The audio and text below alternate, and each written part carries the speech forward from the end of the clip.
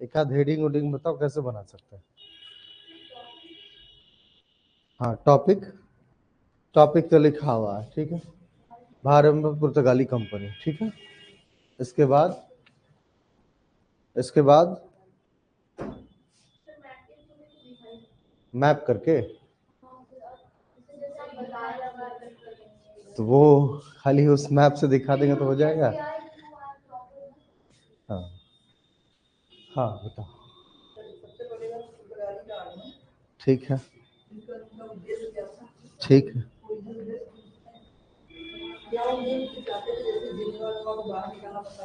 ठीक है। हाँ, नीनो डी कुन्हा।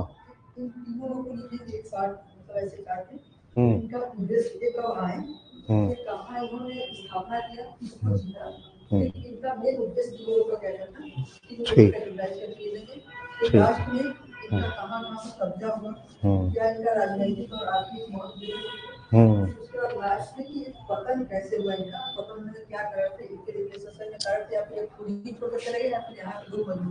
ठीक, ठीक। तो मतलब आपके माइंड में कुछ क्लैरिटी है कि आप कुछ चीजों को अब सीरीज वाइज जो है कैसे उसको माइंड मैप के माध्यम से दर्शा सकते हैं। मैंने जैसे कहा आपको भारत में एक पुर्तगाली कंपनी, तो लिखवाने के पहले अगर माइंड मैप मैं तैयार करवा दूं, आप लोग को लिखने में भी कहीं ना कहीं आसानी होगी। तो इस बात को ध्यान रखिए कि पुर्तगाली कंपनी, ठीक है।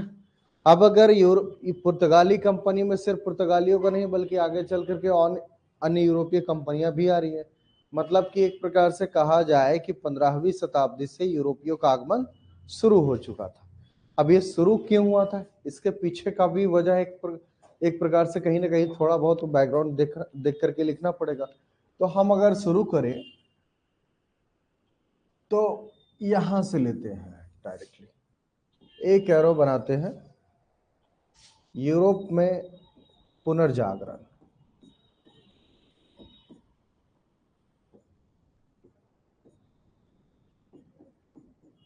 ठीक है, एक पॉइंट ले लिया। अब यूरोप में पुनर्जागरण के बाद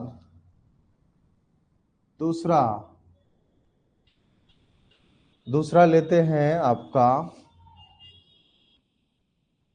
अरबियंस, जो पहले के एक प्रकार से अरबियंस से जो व्यापार चल रहा था, अरब कंट्री वाले, और कौन, अरब कंट्री एक प्रकार से तुर्क, और वो आप एक ही में रखेंगे जो आपका तुर्की हो गया, फारस वगैरह हो गया, फारस और भी एक प्रकार से उसको एक अरब कंट्री में ही रखा जाता है।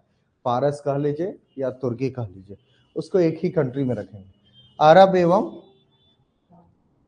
यूरोपियन एवं अरब व्यापारियों के द्वारा व्यापार, यूरोप के इटली व्यापारी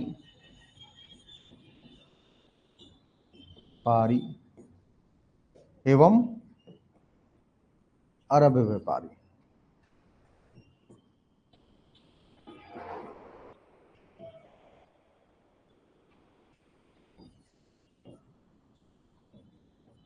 एकाधिकार, ठीक है,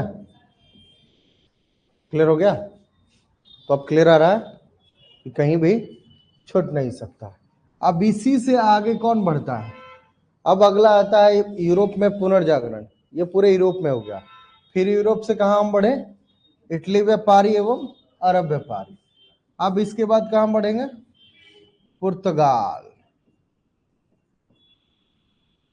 तो पुर्तगाल का कौन था, Henry the navigator, Henry the navigator.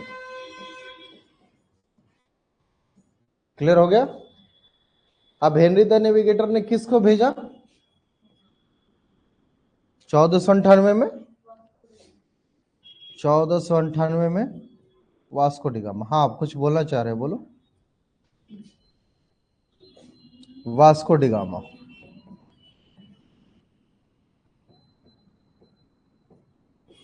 ठीक है।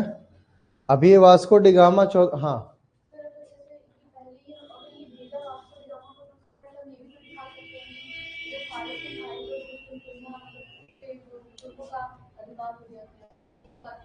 अच्छा हाँ, इसी में ऐड कर सकते हैं, इसी में ऐड कर सकते हैं कि कुस्तुनतुनिया पे 1453 में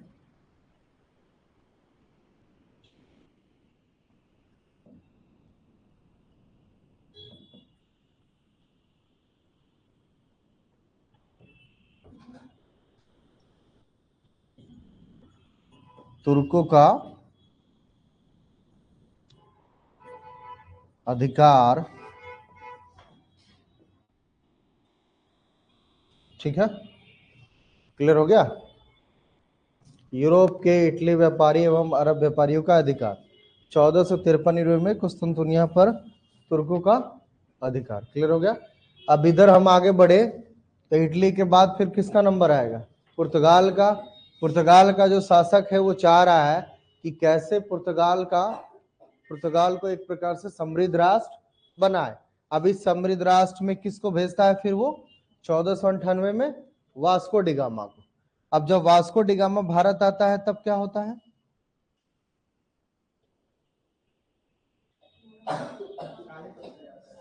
क्लियर है? कालीकट जमोरिन, कालीकट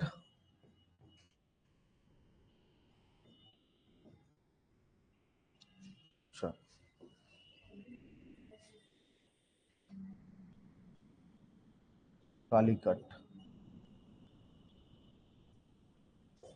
राजा जमोरिन।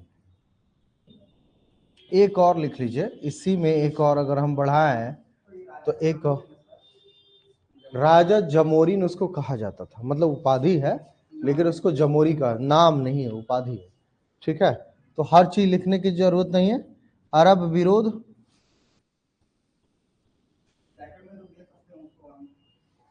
हाँ लिख सकते हैं, लिखना है।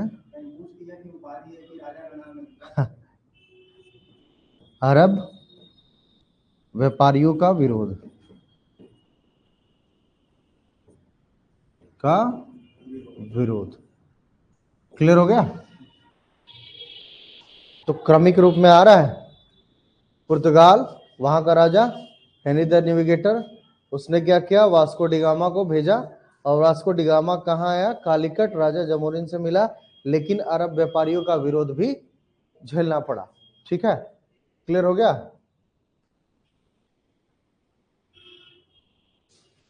लिख लिया? हाँ प्लीज। अच्छा, इसमें आप बोल रहे थे ना, जमोरिन उपाधि लिख देता हूँ, ठीक है, हो गया क्लियर। रिव्यू कर देता हूँ।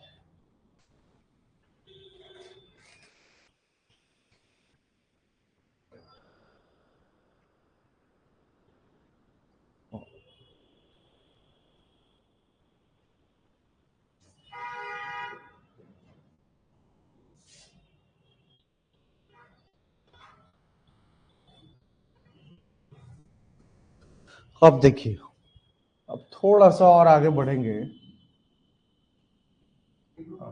हाँ,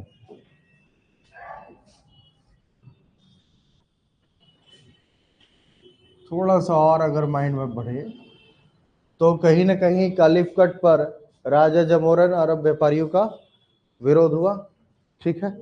अब अरब व्यापारियों का विरोध होगा तो फिर कहीं ना कहीं युद्ध भी होगा। तो युद्ध में फिर कहीं ना कहीं वास्को डिगामा 1498 में ही सिर्फ नहीं आता है, बल्कि दोबारा आता है।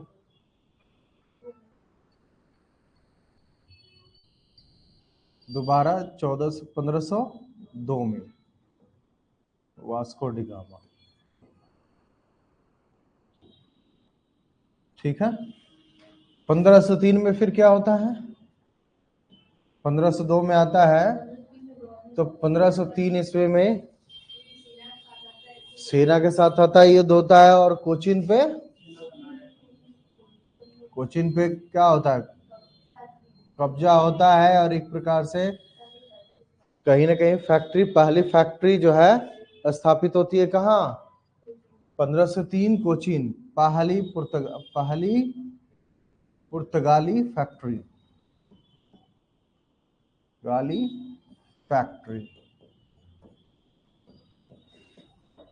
ठीक है। क्लियर हो गया। अब पहली पुर्तगाली फैक्ट्री के बाद दूसरा 1505 में कन्नूर का, कन्नूर भी इसके क्षेत्र में आ जाता है। क्लियर हो गया। ये तो यहां के आगमन तक था। अब इसमें लिख लेते हैं, थोड़ा सा इसमें उद्देश्य बच गया ना।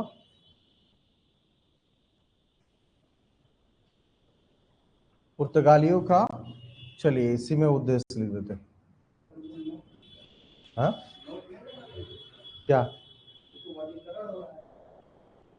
हाँ क्या नोट कर रहे हैं वो तो, हाँ नोट कर लीजिए, मैं लिखवाऊंगा, अभी पूरा लिखवाऊंगा। ये सिर्फ माइंड मैप बनवा रहा हूँ ताकि ये फ्लो चार्ट रहेगा ना, तो आपके माइंड में अच्छे से रहेगा। ठीक है, कहीं पे आपको लिखने में दिक्कत नहीं होगी, तो ये माइंड मैप बना रहेगा ना।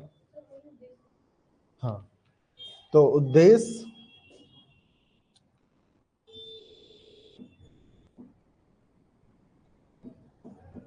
उद्देश्य ठीक है। उद्देश्य में क्या है, एक तो इटली एवं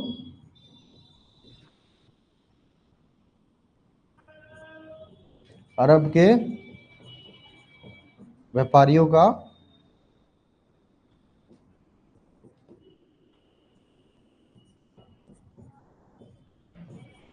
मसाला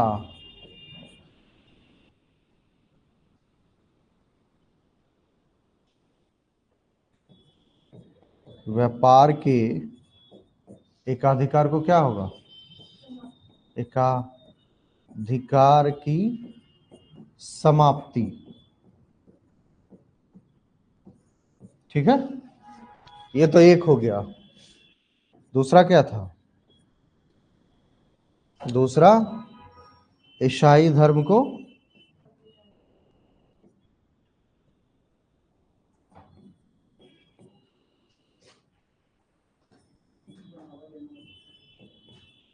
बढ़ावा देना।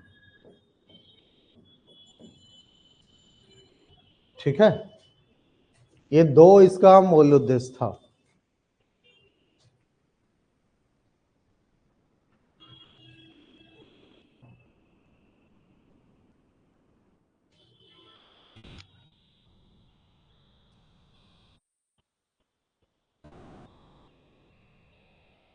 तीसरा भी आप डाल सकते हैं, ऐसा नहीं है कि वो लास्ट में वो नजर आता है।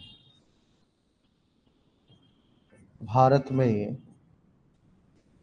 पुर्तगाली साम्राज्य की स्थापना, साम्राज्य की स्थापना, स्थापना इसलिए मैं कह रहा हूं क्योंकि हेनरी द नेविगेटर का स्टार्टिंग से ही यह स्टेटमेंट दिखता है। ठीक है, स्टार्टिंग से ही ये स्टेटमेंट दिखता है, और आगे चल करके 1505 ईस्वी में जब फ्रांसिस्को डी अल्मीडा आता है, तो वह इस बात को क्लियर कर देता है कि हेनरी द नेविगेटर बोलता है कि भारत में जाने के बाद आपको एक प्रकार से समुद्री साम्राज्य जो है वह स्टैब्लिश करना है। तो कहीं ना कहीं आता है जो फ्रांसिस्को डी अल्मीडा, तो ब्लू वाटर की पॉलिसी के तहत पुर्तगाली साम्राज्य की स्थापना करने का पूरा प्रयास करता है। क्लियर हो गया।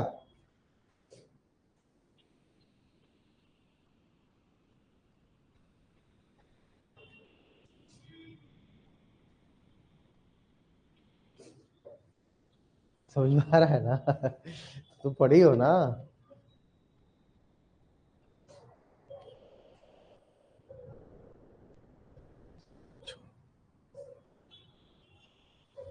अब तीन गवर्नर के बारे में लिख लेते हैं।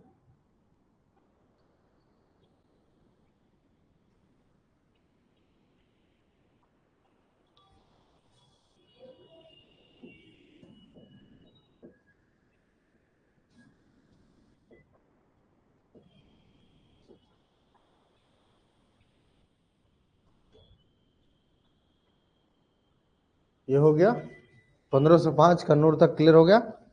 अब कन्नूर के बाद क्या होगा, अब अगर हम गवर्नर की बात करें तो पहला गवर्नर फ्रांसिस्को डी अल्मीडा।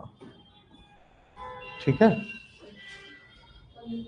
अब पहला इसका 1505 से 9 क्लियर है। अब इसने क्या क्या काम किया, तो अगर आपको इस गवर्नर जनरल के बारे में लिखना है तो बस 2 से 3 पॉइंट्स है, उसको आप बस फैक्ट को ध्यान रखिएगा तो आप पूरी चीज उसके बारे में लिख दे सकते हैं। राहुल बताओ क्या क्या बताए। पहला ब्लू वाटर पॉलिसी, अच्छा चलिए पहला ही ब्लू वाटर पॉलिसी अपनाते हैं। ब्लू वाटर पॉलिसी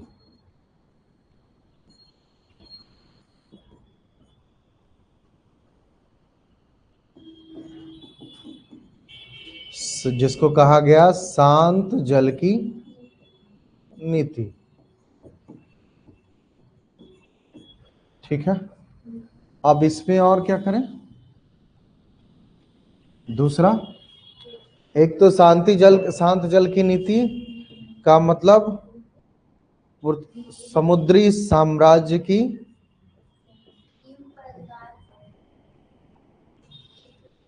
क्या,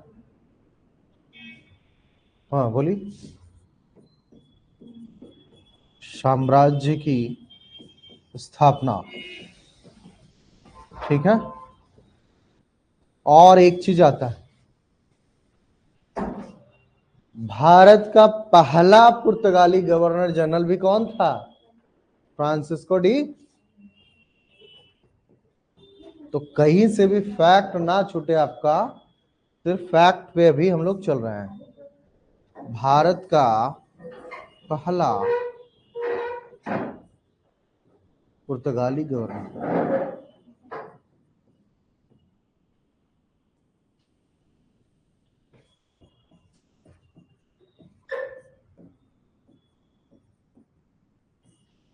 क्लियर हो गया। अब ये बताइए अगला क्या होगा, 1505 से 1509 एक किया क्या, तो मेन एक बड़ा और मेजर काम जो है इसका यही था, ब्लू वाटर पॉलिसी। उसका काम था समुद्री साम्राज्य की स्थापना करना, और ये भारत का पहला पुर्तगाली गवर्नर जनरल था।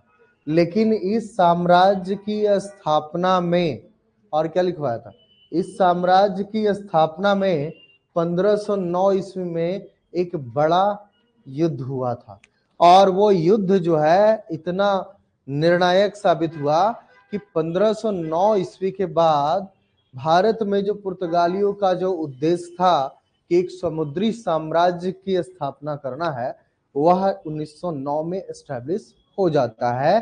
क्योंकि यह प्रमाणित हो जाता है 1509 ईस्वी में कि जो तुर्क, मिस्र और एक प्रकार से अरब जो कंट्री है, अरबियों का जो पूरा जो जहाज रहा है वो, और मिस्र का, और साथ में आपका कौन था, एक गुजरात का शासक, इन तीनों की जो सेना मिल करके जो युद्ध किया था, उसमें पता चल गया था कि भारतीयों का जो एक जलबेड़ा है वो कहीं न कहीं पुर्तगालियों के जलबेड़े से कमजोर हो।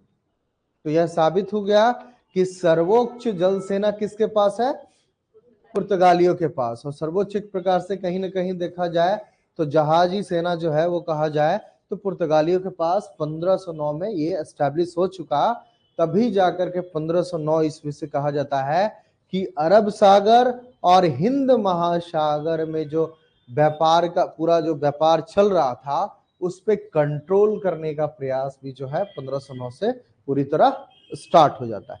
अब ये जान गए, सारे यूरोपियंस जान गए कि कहीं, सारे भारतीय जान गए कि अब अगर तीन सेना मिल करके पुर्तगालियों को नहीं हरा पाया है तो कहीं न कहीं भारत के एक सर्वोच्च जल सेना के रूप में एक प्रकार से पुर्तगालियों को माना जाने लगा 1509 से।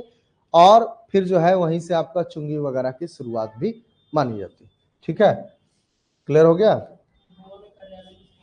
हाँ, वो गोवा कार्यालय 1510 में, 1509 के बाद है। अल्फांसो डी अल्बुकर्क के बाद। क्या बोल रहा है लोग? Good morning Ram Bahadur ji.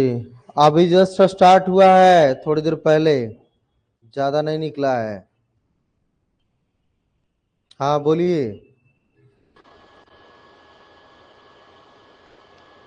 संजय जी बोलिए, आवाज आ रही है? हाँ, good morning sir. Good morning. और सब ये ठीक शांत। है? हाँ ठीक है सर, ये क्या लिखे हैं? शांत जल कौन वाटर पॉलिसी लिखे हैं? Blue water policy. अच्छा, कट अच्छा। रहा है। हाँ।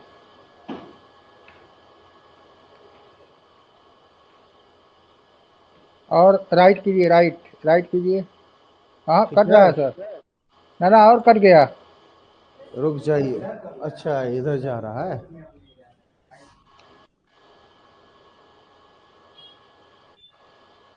शांत जल। ठीक है, ब्लू। शांत जल की नीति, हम्म। Blue water policy. हो गया। और सर रुक जाइए, बाहर पर पहला अच्छा, रुका पुर्तगाली है। वाला।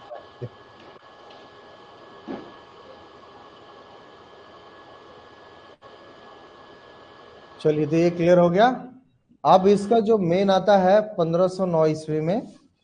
हाँ सर, हेलो। हाँ एक बोलिए। हाँ, ऊपर वाला जो पहले लिखवाए हैं सर, हाँ ऐसे ऊपर वाला यूरोप में पुर्तगाल, ठीक। और यूरोप के हाँ, लिए।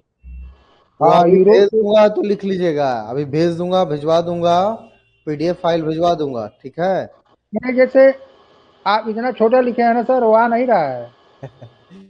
छोटा वो लिखे नहीं है, नहीं, आप छोटा जुड़े नहीं किए। थे। बड़ा नहीं सर, लिखे हम हैं, लेकिन वो छोटा किया गया उसको। नहीं नहीं, अब बाद में छोटा किए हैं ना, जैसे बाद में छोटा किए हैं। बाद में ही छोटा किए हैं। यूरोप के इटली व्यापारी एवं अरब व्यापारियों का एकाधिकार के नीचे क्या लिखे हैं?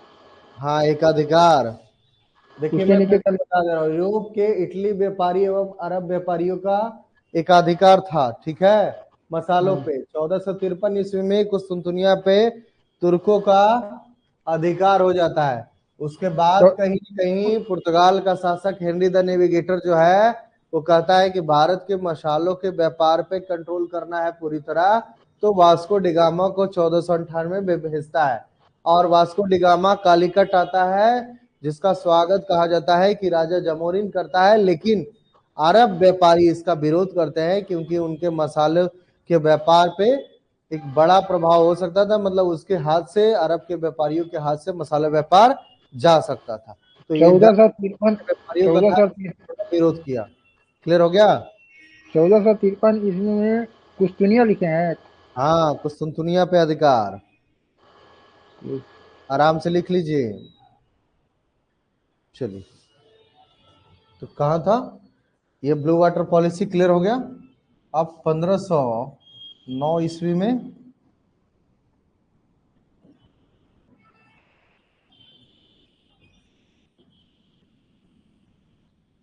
अरब व्यापारियों, मिस्र और क्या लिखवाया था? हाँ, तुर्की, अलावा इसके मिस्र एवं फारसी व्यापारी लिख दीजिएगा।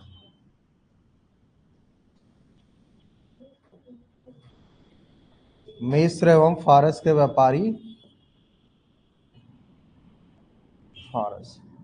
टोटल ये दोनों को मिला करके आप कहिए तो अरब व्यापारी होगा, ठीक है। अरब व्यापारी प्लस कौन? गुजरात का शासक, गुजरात शासक महमूद बेगड़ा, बेगड़ा। अब ये कौन, दूसरी तरफ कौन था? इनटू में पुर्तगाली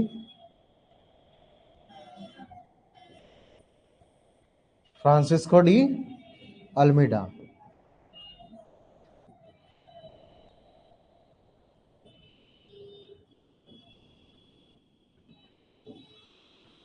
ठीक है, तो इसको एक मिनट, थोड़ा सा इसमें कम कर लीजिएगा। इसको कई बार आप लोग को जो मिलेगा, ये 1508 से 1509 मिलता है, ठीक है। तो 8 से 9 लिख लीजिएगा।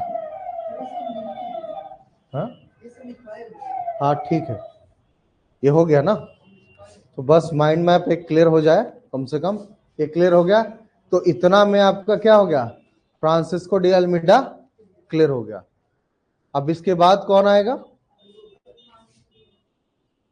अब ये नहीं होगा, अब ये नहीं होगा, प्लस कर देना होगा, कितना छोटा होगा, नहीं हो पाएगा, बहुत ज्यादा 31.90% नहीं ले रहा आप। हाँ लिख लो लिख लो,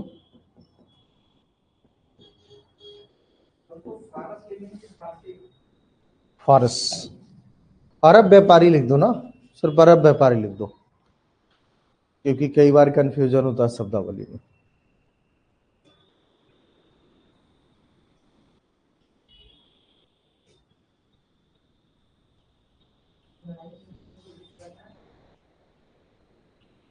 अरब व्यापारी प्लस गुजरात के शासक, ये दोनों थे, ठीक है, एक साथ, ये दोनों एक साथ थे। और किससे हुआ था, इंटू लिखा हुआ है, पुर्तगाली, पुर्तगाली में कौन था गवर्नर, फ्रांसिस्को डी अल्मीडा।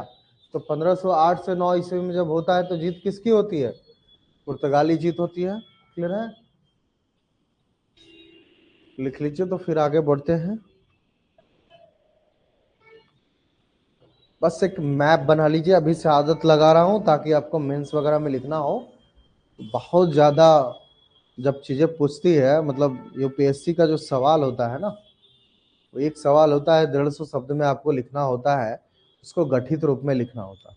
तो कहीं ना कहीं अगर माइंड मैप क्लियर धीरे धीरे अभी से शुरू करवा दूं तो हर एक चीज पे माइंड मैप बनाना आप लोग सीख जाएंगे, तो फिर दोबारा आपको जरूरत नहीं पड़ेगा। चाहे नेट का एग्जाम दीजिए या फिर किसी चीज का एग्जाम दीजिए, ऐसा तो नहीं है कि ये नहीं पूछता है, पूछता है ना। तो और ये बार बार माइंड से निकलता है, ये सब चीजें ऐसी कॉमन चीजें हैं जो बार बार माइंड से निकलता है। लेकिन अगर आप माइंड मैप बनाए हुए हैं तो उसमें क्लैरिटी रहेगा, कहीं ना कहीं इधर उधर सोचने, इधर उधर भटकना भी चाहेंगे तो नहीं भटक पाएंगे, आराम से।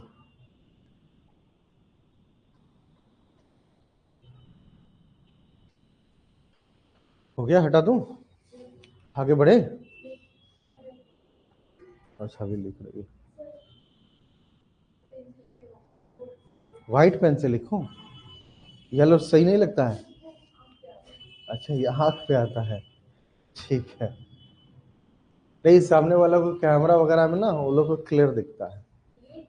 हाँ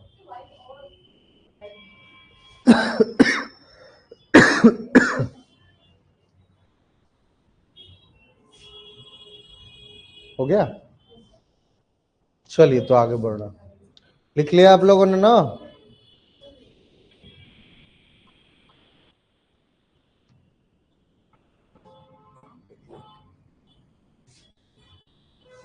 दूसरा कौन था, अल्फांसो है ना, फ्रांसिस्को डी अल्मीडा तो लिख ही दिया, अल्फांसो डी अल्बुकर्क ना, हमें भी बोला आप। ज्यादातर क्वेश्चंस में, प्रीलिम्स वगैरह के क्वेश्चन में या नेट के क्वेश्चन में कहीं पे प्रॉब्लम होता है, 3 लोग, और कई बार होता है ब्लू वाटर पॉलिसी किसने अपनाया, Almeida, Albuquerque, Nino de Cunha.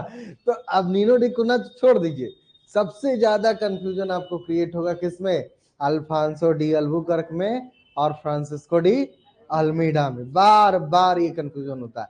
और एकदम कॉमन क्वेश्चन जो है हम लोग गलती करके आते हैं। तो क्लियर हो गया था, फ्रांसिस्को डी अल्मीडा में क्लियर था, अल्फांसो डी अल्बुकर्क।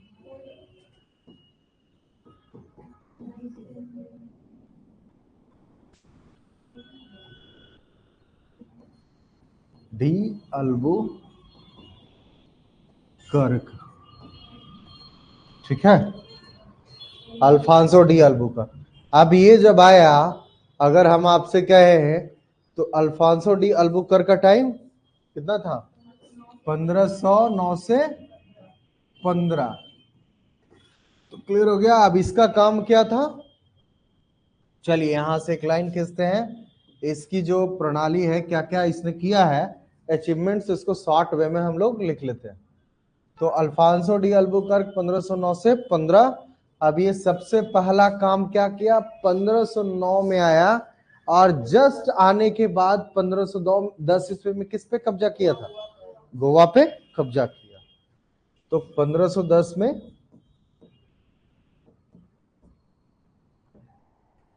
गोवा पर मुख्य हेडक्वार्टर 1530 में बनता है, अभी नहीं बनाया जाता। और ये बात ध्यान रखिएगा, हो सकता है आप लोग से सर्वेश, हो सकता है ये आप लोग से पूछे कि पुर्तगालियों का पहला हेडक्वार्टर कौन था। कोचीन, 1529 तक जो है वो कोचीन रहा। 1530 ईस्वी में पुर्तगालियों को जो है वह गोवा को हेडक्वार्टर के रूप में घोषित किया जाता है, नीनो डी कुन्हा के समय में। 1530 ईस्वी में गोवा पर पुर्तगालियों का अधिकार।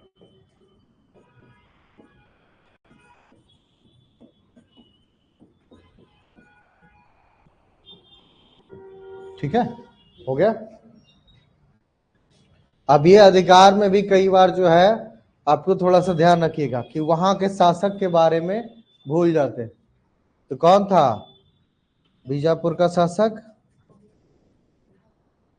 बीजापुर शासक यूसुफ आदिल शाह।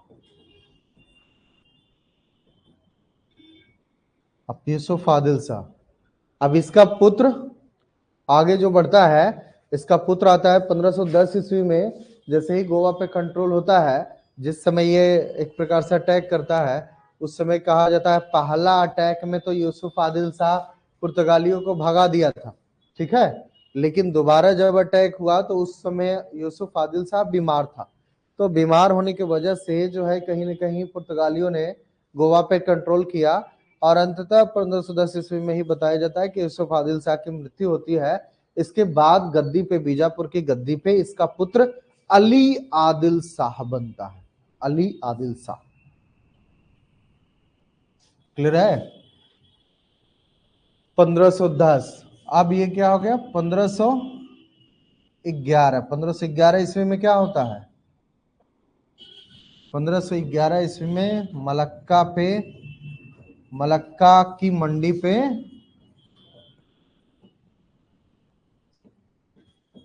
पुर्तगालियों का अधिकार।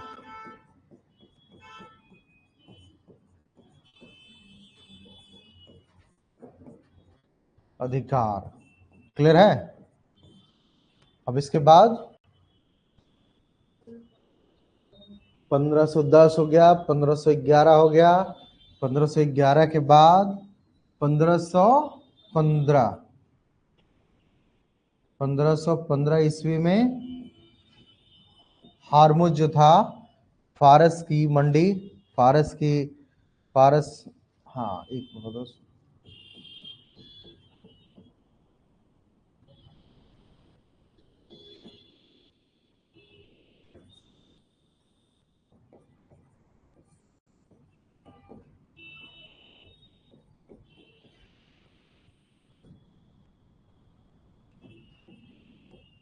हारमुज,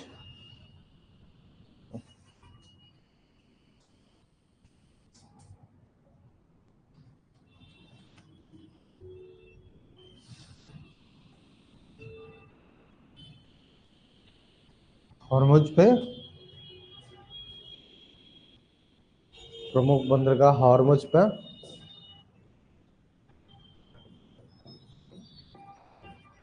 अधिकार। तो 1515 इसका लास्ट है, हारमुज पे अधिकार। 3 मंडी, भारत का मंडी एक प्रकार से जो कहा जाए तो 1510 ईस्वी में गोवा पर क्लियर हो गया, तो भारत पे, दूसरा मलक्का दक्षिण पूर्व एशिया, और तीसरा फारस के। तो पूरा अरबियन व्यापार पे भी कहीं ना कहीं कंट्रोल किसका हो गया, तो 3 वो लगभग लगभग इसीलिए कहा जाता है कि अल्फांसो डी ये फ्रांसिस्को डी अल्मीडा जो था उसने तो कहीं ना कहीं ज्यादातर भारत पे ही फोकस किया, लेकिन जब अल्बुकर्क आया तो वो कहीं ना कहीं भारत पर ही नहीं बल्कि साउथ ईस्ट एशिया और साउथ ईस्ट एशिया के साथ साथ फारस के पूरे व्यापार पे भी कंट्रोल कर लिया। ठीक है, हाँ हाँ, ये एकदम सही कहा आपने कि पुर्तगालियों का, इसमें ही आप लिख लीजिए किसमें एक बताओ। चलिए एक नया निकाल देता हूं, थोड़ा सा प्रीव्यू करते हैं। कई बार ये क्वेश्चन आ जाता है कि पहला पुर्तगाली गवर्नर के बारे में जानते तो हैं, लेकिन इसी में आपको पूछ देगा कि ये बताइए कि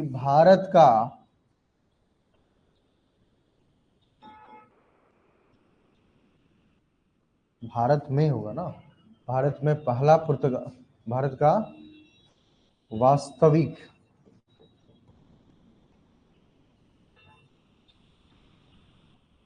पुर्तगाली संस्थापक,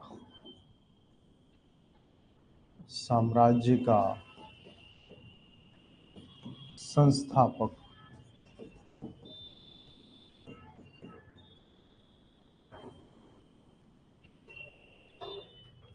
भारत का वास्तविक पुर्तगाली भारत में होगा।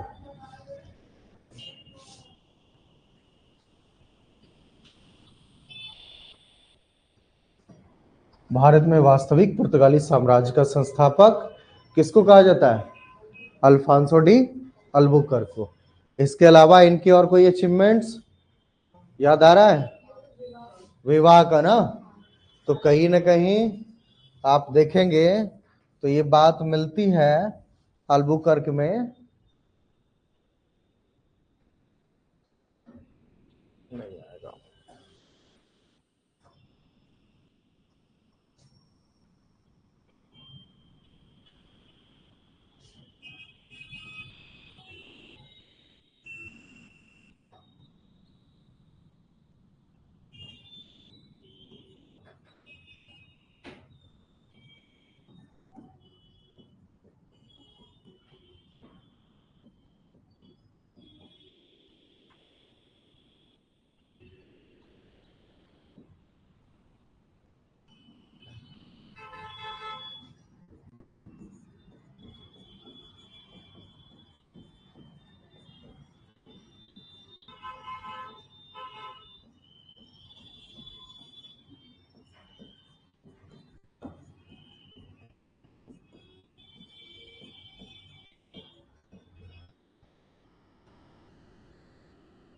ठीक है, क्लियर हो गया। भारत में पुर्तगालियों की आबादी बढ़ाने के लिए भारतीय महिलाओं से विवाह को बढ़ावा देने का काम किसने किया था? अल्बुकर्क ने। क्लियर है? इसके अलावा और कोई अचीवमेंट्स? नहीं। तो अल्फांसो डी अल्बुकर्क क्लियर हो गया। अब तीसरे पे आए। चलिए, तीसरा कौन था? Nino de Cunha.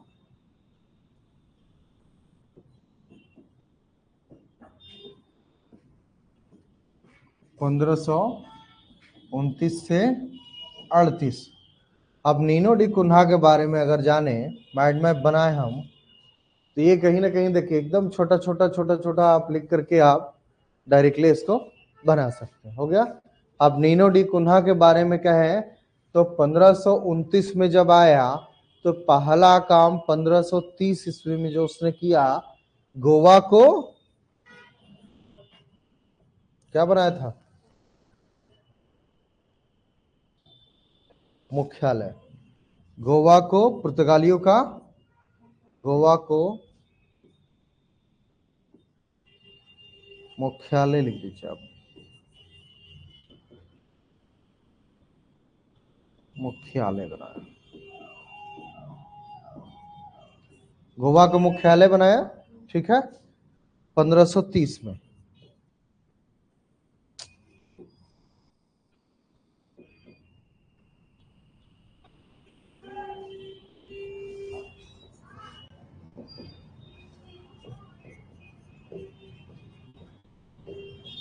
ईस्वी में। ठीक है, अब इसके बाद क्या लिखवाया था, क्या लिखवाया था?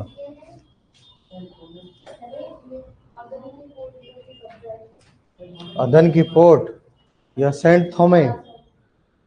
सेंट थोमे पहले बताया था ना, सेंट थोमे, जो मद्रास में, कई बार ये होता है सेंट थोमे जान लेते हैं, लेकिन ध्यान रखिएगा कि मद्रास में सेंट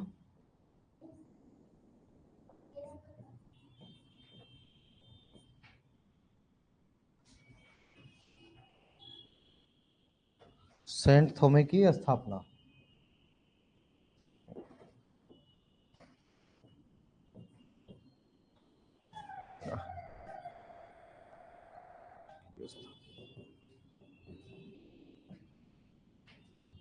सेंट थोमे की स्थापना।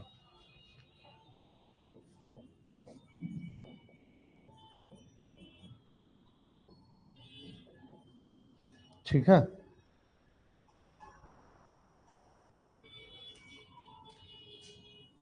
अब इसके अलावा भी इनका कुछ काम था। गोवा को एक, हाँ, एक तो ये हो गया, और हुगली, हुगली में पुर्तगाली जो बस्तियां हैं वह बसाने का काम भी किसने किया था? नीनो डी कुन्हा ने किया था। उसके बाद कहा जाता है सतगांव और चटगांव। अब इसमें चटगांव जो है, चटगांव को कहा जाता है कि एक प्रकार से प्रमुख जो उनका, जैसे आप देखते हैं कि ये गोवा है, जैसे गोवा मुख्यालय था, उसी प्रकार से बंगाल में चटगांव को कहा जाता है ये पुर्तगालियों का प्रमुख व्यापारिक केंद्र था। तो हो सकता है आप लोग से एग्जाम में छोटे छोटे क्वेश्चंस भी पूछे जाते हैं, तो ध्यान रखिएगा कि अगर बंगाल के इलाका में आपको पूछा जाए कि बंगाल के इलाका में सबसे प्रमुख जो है व्यापारिक केंद्र कौन था पुर्तगालियों का, तो चटगांव था। ठीक है, हुगली पर, हुगली में पुर्तगाली बस्तियों को बसाने का काम, बस्तियों की स्थापना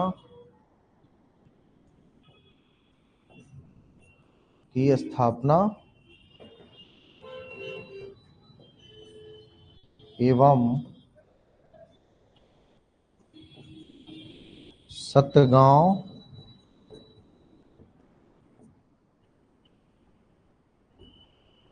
चटगांव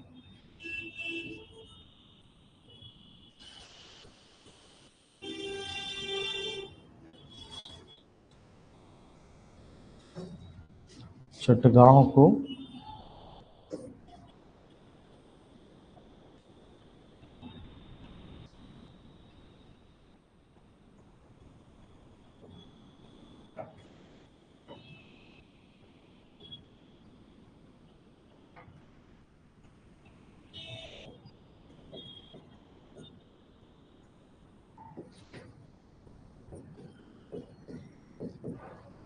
ठीक है। अब इसमें चटगांव जो है, चटगांव को कहीं ना कहीं आप ध्यान रखिएगा, ये जो चटगांव है वह प्रमुख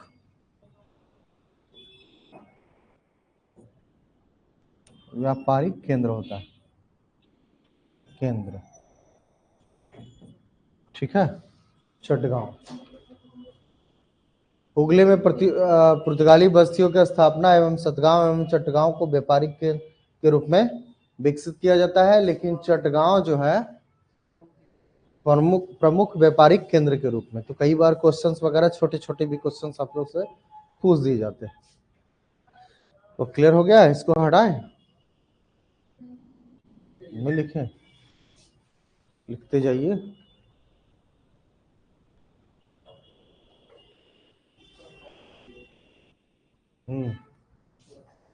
क्या करें, साइड हो जाऊं?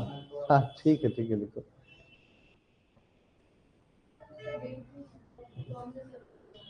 क्या उसका डायरेक्टली वैसा कोई मेंशन तो नहीं मिलता, लेकिन वही लगभग लगभग आप 30 के बाद ही मान सकते हैं, चूंकि 30 के बाद 35-36 के आसपास इसका मिलता है। कई बार 34 भी लिखा गया हुगली के बारे में, फिर सतगांव चटगांव 35-36।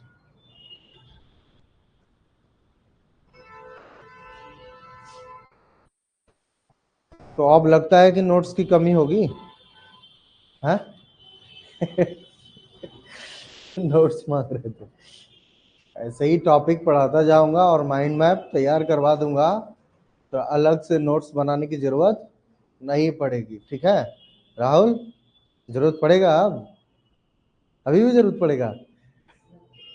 लिखवा दूंगा। कितना एक ही चीज को लिखोगे, इतना बार पढ़ा दूंगा कि माइंड में बैठ जाएगा। आप लोग खुद ही कहने लगोगे सर छोड़ दीजिए, अब आगे बढ़ा जाए।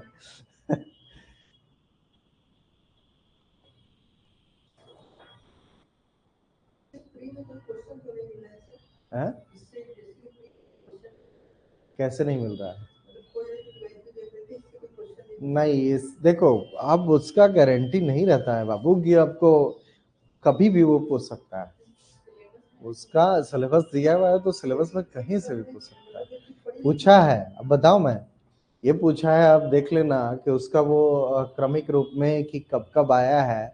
सूरत पुर्तगाली का, फिर उसका फ्रेंच है, डच है, ये सब जो है क्रमिक रूप में बनाने के लिए दिया हुआ है। तो पूछा वो नहीं कैसे?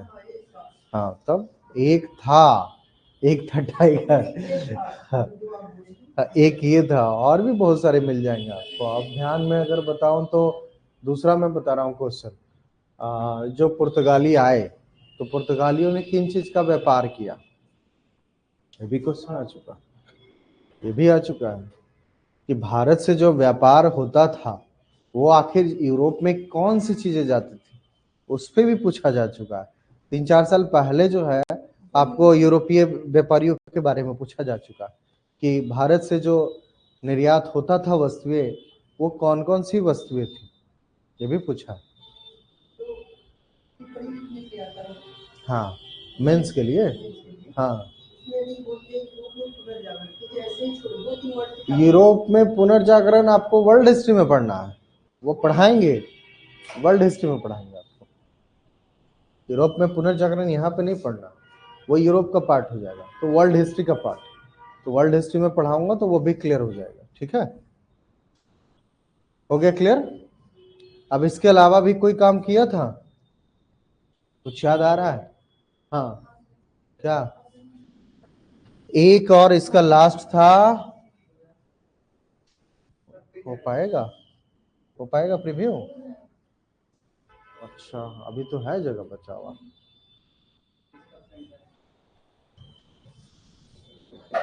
एक जो कहा जाता है कि अफ्रीका जो था, तो ये कहीं ना कहीं आया नीनो डी कुन्हा, तो पहला जो था फ्रांसिस्को डी अल्मीडा वो भारत तक था।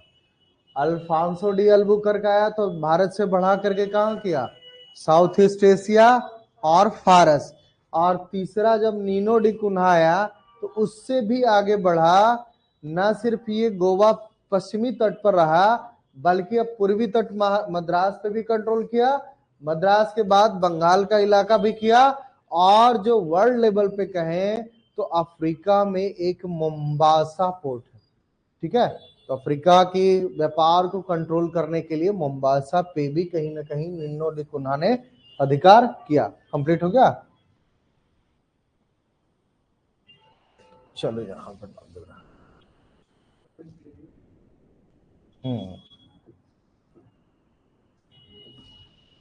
इधर से आप लोग को ज्यादा ध्यान रहेगा। अफ्रीका के मोम्बासा,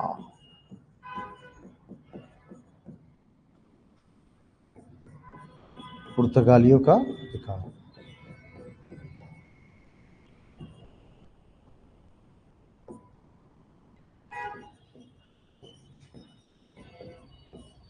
ठीक है, क्लियर हो गया, जुड़ गया?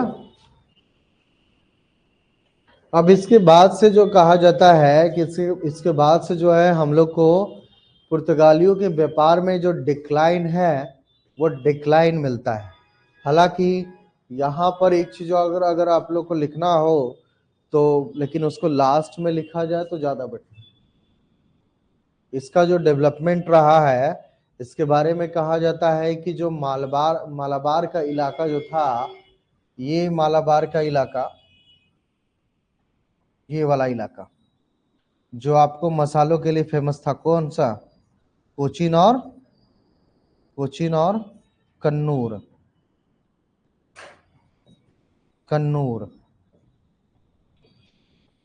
ठीक है, तो ये कोचीन और कन्नूर में कहा जाता है कि जब यहाँ से आप देखेंगे कि जो एक प्रकार से व्यापार होता था, तो ये व्यापार होने के बाद ये यहाँ से जब निकल करके अफ्रीका के तट से होते हुए ये पुर्तगाल जाता था, तो ये कहा गया कि पर ईयर, प्रति वर्ष, पर ईयर 25,000 किलो जो है वो कहीं ना कहीं काली मिर्च जो है यहाँ जाता था। अब इससे जो फायदा बताया गया पुर्तगाल के शासक को कि 4,10,000 क्रूजेडो जो है वो प्रति वर्ष क्रूजेडो,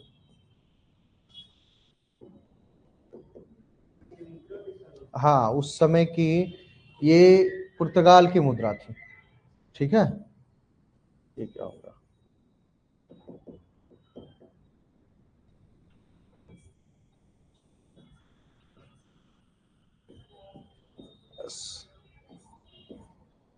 ठीक है, ये पुर्तगाल की मुद्रा थी।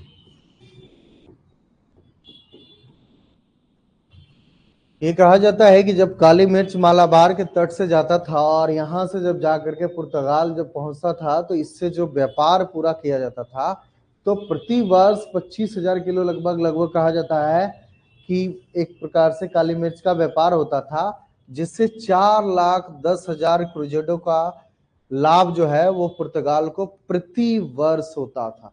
आप सोच के चलिए, सोच के समझिए कि 200 सालों तक लगभग लगभग इसका अगर शासन कायम रहा, तो उस 200 सालों में अगर काली मिर्च के सिर्फ देखा जाए और मसालों पे, तो लगभग लगभग 50 साल तक मूल रूप में जो है वो पुर्तगालियों को बताया जाता है कि इसने पूरा मसालों का व्यापार किया। 50 साल तक लगभग ये स्थिति बनी रही। तो 50 साल तक सोचिए कि 4,10,000 इंटू 50 करिएगा तो कितना होगा? अपने आप में अच्छा खासा पैसा हो सकता है। कितना हो सकता है? 50 इंटू 4, 4 लाख, 4 लाख दही 40 लाख, और 40 लाख, 40 लाख, 40 पचे 4 पचे 20, तो कितना होगा? 2 करोड़ होगा। 2 करोड़ होगा, 40, हाँ 2 करोड़, 2 करोड़ क्रूजेडो। तो आप निकाल लो, अगर डेटा देना हो तो 50 साल का भी डेटा दे करके 200 करोड़, 200 करोड़ क्रूजेडो आप कह सकते हो। अब सोचो कि अगर ये कहा जाता कि भारत को कहा जाता कि अगर भारत के पास अगर ये सब चीजें ना होती, तो क्या पुर्तगाल का भी इतना डेवलपमेंट होता आगे चल करके? इसीलिए आपको जो कहा जाता है कि हिस्टोरियंस लिखते हैं, तो ये कहा भी जाता है कि भारत एक प्रकार से सोने की चिड़िया थी। उस सोने की चिड़िया को किसने लूटा? यूरोप में लूटा और अपने आप को समृद्ध बना लिया। तो ये खाली व्यंग नहीं है, व्यंग के साथ साथ कहीं ना कहीं वो चीजें एक प्रकार से आपको नजर आती। अब ये नहीं कि आप जैसे पुर्तगालिया है तो भारत बहुत पिछड़ा था, बहुत ये सब चीजें थी, वो कहीं ना कहीं कुछ चीजें मिलती है, लेकिन इसका मतलब ये नहीं है कि आपको पूरी तरह से आप ये कह सकते हैं कि यहाँ से भारतीयों से कोई फायदा नहीं था। तो फिर अगर फायदा ना होता तो इतनी यूरोपियन कंपनी को भारत आने की जरूरत क्या थी? क्योंकि उनके माइंड में ये सारी चीजें पता थी कि कहीं ना कहीं भारत का जो मसाला है उसका व्यापार, और साथ साथ न सिर्फ मसालों का बल्कि घोड़ों का व्यापार आगे चल करके जो है वो एक प्रकार से स्टैब्लिश करता है कौन? पुर्तगाली। और घोड़ों के व्यापार में भी कहीं ना कहीं, चूंकि फारस का जो हॉर्मुज था उस पर कंट्रोल किसका हो चुका था? पुर्तगालियों का हो चुका था। तो वो अरबी और ईरानी जो किस्म का घोड़ा होता है वो बहुत उच्च कोटि का माना जाता है। अगर उस घोड़े का इस्तेमाल अगर भारतीय शासक को देखा जाए तो ज्यादातर अरबी और ईरानी वाले अगर मिल गए तो उन घोड़ों का इस्तेमाल करके युद्ध भी जीत सकते थे। तो कहीं ना कहीं घोड़ों का भी अपना महत्व। तो साउथ इंडिया में जो झगड़ा हो रहा था ना, इंटरनली जो झगड़ा हो रहा था एक शासक दो शासक के बीच में, तो पहले बीजापुर का जो शासक था उसका पूरा कंट्रोल गोवा पे था, और गोवा से ही ज्यादातर जो है वो घोड़े पूरे भारत में लगभग लगभग भेजे थे, दक्षिण भारत में ज्यादातर मूल तक भेजा जाता था। तो यहां से जब बीजापुर के शासक का ही एक प्रकार से गोवा पे कंट्रोल था, तो बीजापुर के शासक यह भी चाह सकता था कि हम जिसको देंगे घोड़ा वो भी सक्सेस होगा। तो इसी वजह से कहीं ना कहीं आंतरिक रूप में जो शासक जो थे वो लड़ते रहते थे। आगे चल करके ये घटना हुई कि पुर्तगालियों ने जब घोड़ों पर कंट्रोल कर लिया, घोड़ों के व्यापार पे कंट्रोल कर लिया और गोवा को हेडक्वार्टर बनाया, तो कई शासक, कई भारतीय शासक गोवा आते थे। किस लिए? क्योंकि अगर मित्रता करनी है पुर्तगालियों से, अगर घोड़ा चाहिए तो उससे मित्रता करनी पड़ेगी, क्योंकि पुर्तगालियों का एक सिद्धांत था कि घोड़ा हम उन्हीं को बेचेंगे जो हमारा मित्र होगा, जो शत्रु होगा या मित्र के अलावा हम दूसरे किसी को घोड़ा नहीं देंगे। इसीलिए कहीं ना कहीं आप देखेंगे तो किसके समय में, अल्बुकर्क के समय में आपको भेजा जाता है इसके पास, विजयनगर साम्राज्य के पास। विजयनगर का शासक कौन था? कृष्णदेव राय। कृष्णदेव राय के पास जो है आपको अल्बुकर्क जो है एक मिशन भेजता है, और वो मिशन उसके फादर लुई के नेतृत्व में, फादर लुई के नेतृत्व में जब जाता है विजयनगर शासक से मिलता है, तो विजयनगर शासक को ये के सामने ये प्रस्ताव रखता है कि चूंकि अब गोवा पे अधिकार हमारा है और फारस की खाड़ी जो है वहां से जो हम लोग घोड़ा लाते हैं हॉर्मुज पे भी हमारा ही अधिकार है, तो फारस से जो उच्च कोटि के घोड़े हैं वह किसके कंट्रोल में था? पुर्तगालियों के कंट्रोल में। तो उसने प्रस्ताव रखा कि अगर विजयनगर का शासक ये चाहे कि उसको उच्च क्वालिटी का घोड़ा चाहिए तो हम उसको उच्च क्वालिटी का घोड़ा प्रोवाइड कर सकते हैं, बशर्ते आपको इसके लिए हमारे साथ एक प्रकार से संधि करनी पड़ेगी, दोस्ती, मतलब एक प्रकार से दोस्ती करनी पड़ेगी, क्योंकि बिना मित्रता हासिल किए हुए हम किसी को घोड़ा नहीं देते हैं। जो हमारा मित्र होता है हम उसी को केवल घोड़ा देते हैं। और चूंकि बीजापुर का शासक आदिल शाह, तो आदिल शाह तो मृत्यु हो चुका था, तो अली आदिल शाह तो लगातार कहीं ना कहीं वो सोचता भी था कि गोवा पे कंट्रोल करे, तो वो तो उसका दुश्मनी था। बीजापुर का शासक अली आदिल शाह तो उसका दुश्मनी था ना पुर्तगाल का, तो पुर्तगाल का अपने दुश्मन को तो घोड़ा नहीं दे सकता था, तो देता किसको? दोस्त को। उसका दोस्त कौन बन गया था? बीजापुर का सॉरी विजयनगर साम्राज्य का शासक कृष्णदेव राय। क्लियर हो रहा है? नहीं समझ में आ रहा है? समझ में आ रहा है आपको? नहीं आ रहा है? उस समय जब समझा रहा था तो नहीं समझ में आ रहा था।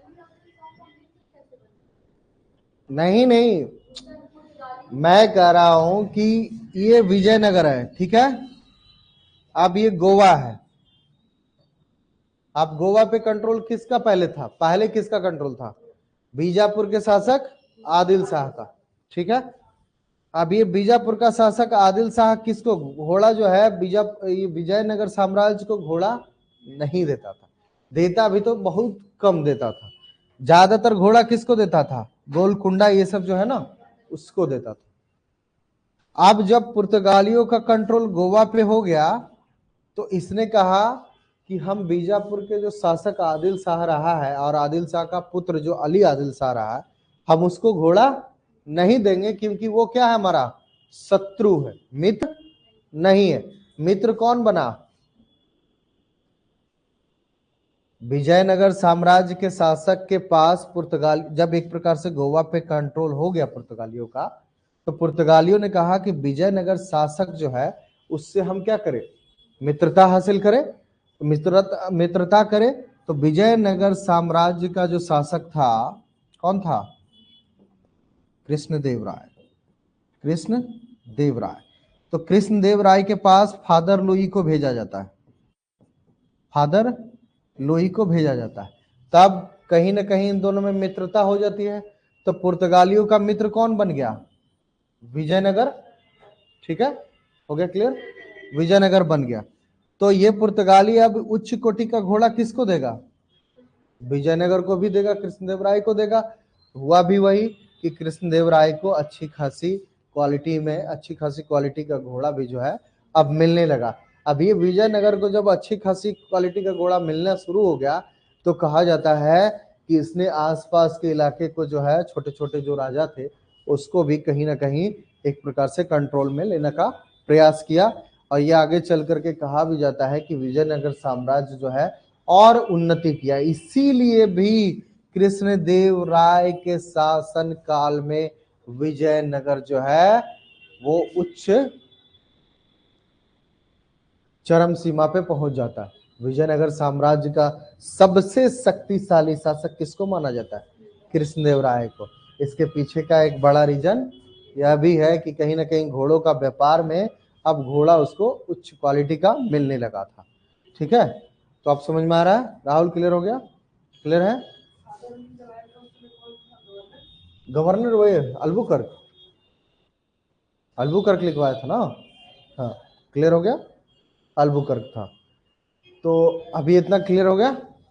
अब इसके बाद तो मेन यही था कि नीनो डी कुन्हा तक जो है हम लोग को मिलता है कि गोवा का मुख्यालय मद्रास में भी बढ़ा, हुगली में किया और अफ्रीका के मोम्बासा तक जो है वो कंट्रोल किया। लेकिन अब इसके बाद जो कहा जाता है कि कहीं ना कहीं एक प्रकार से इसका इकोनॉमिकली स्टेटस देखे तो धीरे धीरे पुर्तगाल जो है लगातार रिच हो रहा था। इसमें एक चीज और है, ये ध्यान रखिएगा कि पर ईयर 25,000 किलो तो है, 4,10,000 क्रूजोडो जो है प्रत्येक साल तो इसके पास, पुर्तगाल के पास जा रहा है। लेकिन यह भी पूरे व्यापार का, पुर्तगालियों का जो लाभ था उसका मात्र 25% ये था। ये 25% माना जाता है। तो 75% और लाभ कहां से हो रहा था? ये जो पर ईयर 25,000 किलो जो बिक रहा है, तो ये 25,000 किलो बिक रहा है, उसके बाद 25,000 किलो बिक रहा है, तो उसके बाद कितना आ रहा है? 4,10,000 क्रूजेडो जो आ रहा है। लेकिन ये 4,10,000 मात्र 25% है घोड़ों से। अच्छा, और है? समुद्र में टैक्स लगते हैं। तो एक बात और ध्यान रखिएगा, ये कहा जाता है कि कहीं न कहीं मसालों का व्यापार तो पुर्तगाली कर रहे थे, लेकिन उससे मात्र 25% रेवेन्यू, 75% उसका रेवेन्यू जो आ रहा था इंटर एशिया जो ट्रेड था उससे आ रहा था। इंटर एशिया ट्रेड का मतलब आप समझिए कि ये अरब सागर, ठीक है, ये हिंद महासागर, अरब सागर, और ये हिंद महासागर, और इधर कौन सा था बचा हुआ? साउथ ईस्ट एशिया था ना। तो साउथ ईस्ट एशिया, ये मलक्का की मंडी, और इधर कौन था? हॉर्मुज। ठीक है, तो अब इधर हॉर्मुज है। यहां जैसे देखिए, यहां पे कौन था? यहां पे बचा हुआ श्रीलंका, भारत के जस्ट नीचे श्रीलंका है ना। तो श्रीलंका मैप में दिखा दूं क्या? छोड़ दो, समझ जाओगे? ठीक है, तो ये श्रीलंका। अब ये देखिए, श्रीलंका पे भी कंट्रोल किसका हो चुका था? पुर्तगालियों का। अब श्रीलंका से जो भी व्यापार मसाला आता था तो कहां जाता था? मालाबार तट पे गया। अब मालाबार तट से निकला, ये पूरा इधर भी गया, फारस पे जो भी बिकना है यहां गया। यहां से माल निकला मेनली कहां गया? पुर्तगाल, और ये पूरा यूरोप। ठीक है, तो यहां से गया। अब इसमें इसको नहीं जोड़ना है, क्योंकि ये कह रहा है कि आपको एशिया तक ही रखना है, इंटर एशिया कह रहा है। ठीक है, तो इसको छोड़ दीजिए आप, ये यूरोप वाला छोड़ दीजिए, ये यहां से माल जा रहा है। अब ये जो आप साउथ ईस्ट एशिया देखेगा तो कई मसाले और जड़ी बूटियां जो है वो साउथ ईस्ट एशिया से आता था। तो मलक्का की मंडी से जाता था आपको भारत भी, और भारत में कई जगह पे कहा जाता है कि एक तो भारत के मालाबार तक से भी यहाँ से मसाला जाता था, यहाँ से भी जाता था, और यहाँ से ये जो गुजरात है ना, गुजरात वाला जो इलाका है, जो तीन उसका मेन पोर्ट था, भड़ौच, दमन दीव और एक बेसिन, चार। तो चार यहाँ पे जो था वो ज्यादातर किसके लिए जाना जाता था? कपड़ों के लिए, कपड़ों के लिए। तो कपड़ा न सिर्फ यहां से निकल करके इधर जाता था, बल्कि कपड़ा यहां से निकल करके श्रीलंका और ये साउथ ईस्ट एशिया में पूरा जाता था, ठीक है। लेकिन अगर यहां से ये जा रहा है इधर, तो इस पे कंट्रोल किसका है?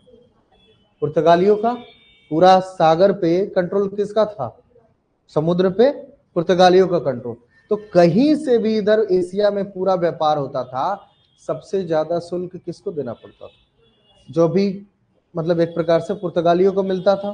तो यहाँ पे जो भी ट्रेड होता था, तो इसीलिए कहा गया इंटर एशिया जो ट्रेड होता था, इंटर एशिया ट्रेड, इस इंटर एशिया के ट्रेड से 75% रेवेन्यू जनरेट होता था जो पुर्तगालियों के पास था।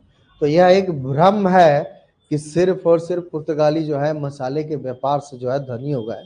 तो ध्यान रखिएगा कि इंटर एशिया व्यापार से 75% माना जा रहा है कि अगर ये 1 लाख रुपया मान के चलिए, अगर 5 लाख रुपया पर, मान के चलिए 1 लाख रुपया, कि 1 लाख रुपया अगर पुर्तगालियों के पास जा रहा है लाभांश के रूप में, तो 25,000 उसमें किसका पार्ट है? मसाले के व्यापार से लाभ हुआ है, और 75,000 किसका है?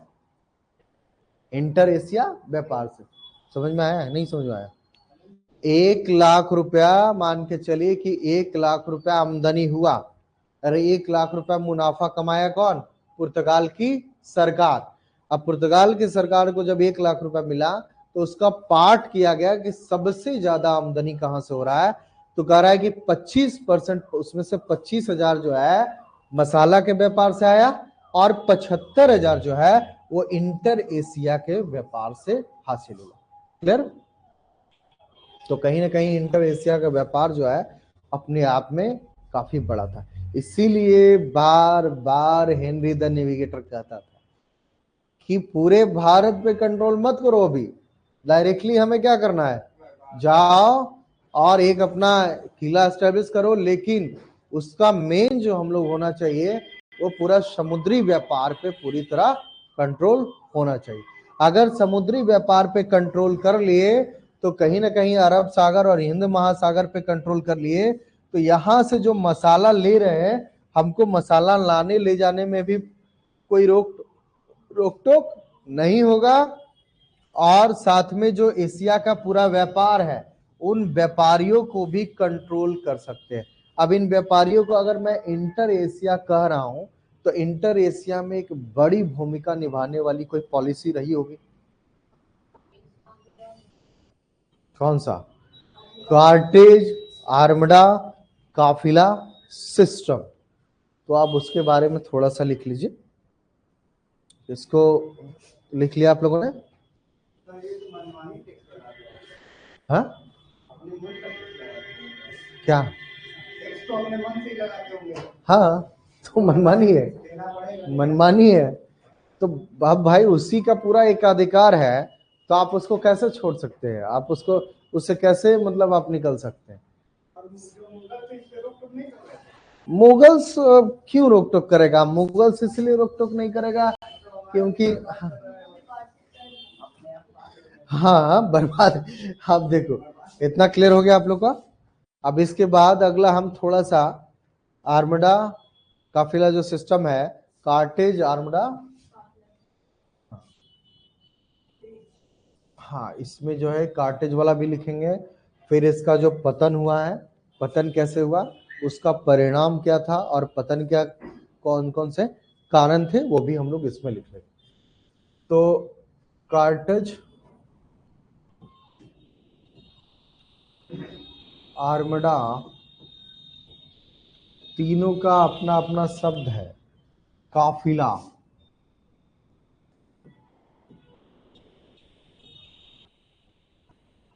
व्यवस्था, नहीं नहीं, एक ही में लिखना।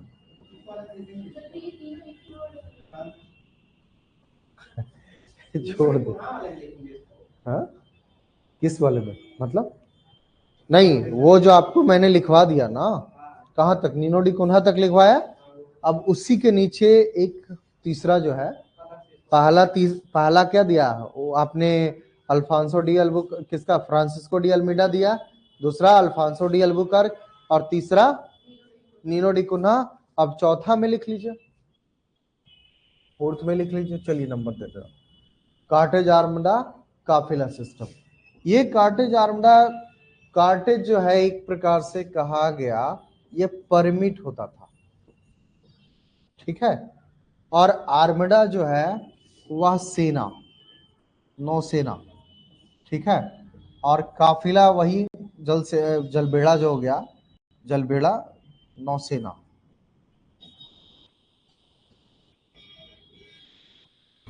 ठीक है। जत्था, ये आपको नौसेना का जत्था, हाँ ठीक है, ठीक है। हाँ हाँ, इसमें लिखवाऊंगा। देखो, ये कार्टेज आर्मडा काफिला सिस्टम था। ये कहा गया कि जब कहीं न कहीं ये अरब सागर और ये हिंद महासागर, अरब सागर और हिंद महासागर, ठीक है, इस पे कहीं न कहीं जब कैप्चर किया गया, और एक प्रकार से जो कहा जाए कि ये पूरा समुद्री साम्राज्य डेवलप किया गया, समुद्री साम्राज्य, इसका एक नाम दिया गया। इस समुद्री साम्राज्य का पुर्तगालियों के द्वारा एक नाम दिया गया, एस्तादो दा इंडिया, एस्तादो दा इंडिया।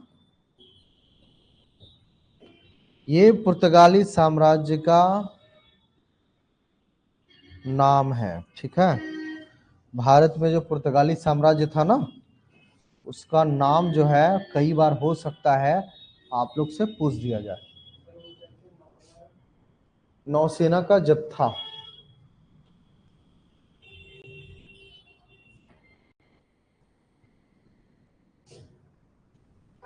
एस्तादो दा इंडिया, ये पुर्तगाली साम्राज्य जो भारत में स्टैब्लिश हुआ था, उसका एक नाम दिया गया था पुर्तगालियों के द्वारा, तो एस्तादो दा इंडिया कहा जाता है।